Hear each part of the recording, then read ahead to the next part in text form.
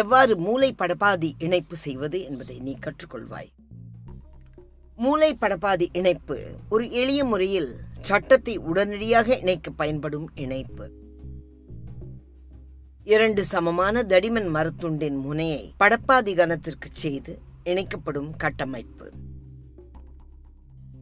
அதிக பரப்பில் பசையால் ஒட்டப்பட்டு ஏற்படும் வலுவை முழுவதும் நம்பி இருக்கிறது. அதே சமயத்தில் முறுக்கு விசையை தாங்கும் சக்தி இல்லாததாக இந்த கட்டமைப்பு உள்ளது.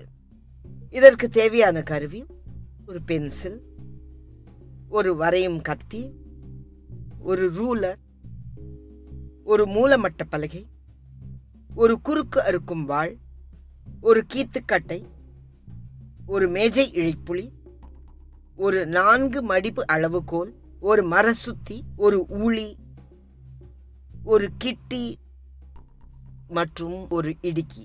தேவையான பொருள் 2 மரத்துண்டுகள், பழுதான மரத்துண்டு மற்றும் வஜ்ரம். 2 மரத்துண்டுகளும் ஒத்த உருவத்திலும் ஒரே அளவிலும் மற்றும் அதனுடைய பக்கங்கள் சதுரமாக இருப்பதை உறுதி செய்து கொள்ளவும்.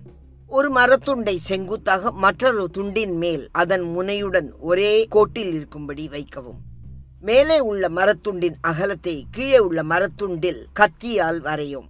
அந்த கோட்டை பென்சிலால் அடையாளமிடவும். மரத்துண்டுகளை தலைகீழாக மாற்றி இதே வழிமுறையில் மற்றொரு மரத்துண்டையும் வரையவும். வெண்மை நிறமுள்ள மரத்துண்டில் கருப்பு பென்சிலையும், கருமை நிறமுள்ள மரத்துண்டில் வெள்ளை கலர் பென்சிலையும் பயன்படுத்தவும்.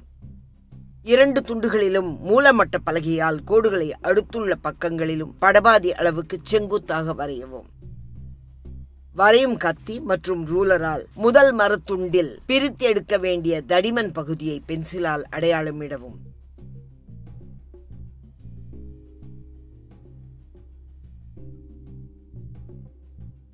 மரத்துண்டில் 3 பக்கங்களிலும் வேலைகளுக்கு ஏற்ற கோடுகள் வரையவும்.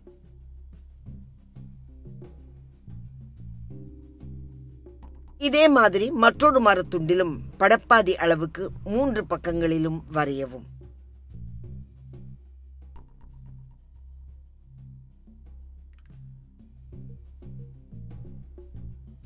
முதல் மரத்துண்டின் தடிமன் பகுதியில் படப்பாதி அளவில் ஒன்றோடு ஒன்று நேர் ஆவதற்கு அதிகப்படியான 2 மில்லிமீட்டர் விட்டு வரையவும்.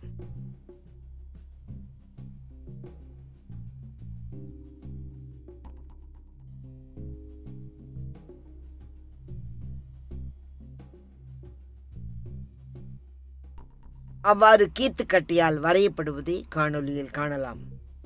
மரத்துண்டின் வெளியே எடுக்க வேண்டிய படப்பாதியை பென்சிலால் சிறிய கோடுகள் வரைந்து வித்தியாசப்படுத்தி காட்டவும். மீதமுள்ள வழிமுறைகளை எவ்வாறு மூலை படப்பாதி இணைப்பு செய்வது என்பதை பாகம் 2 காணலாம்.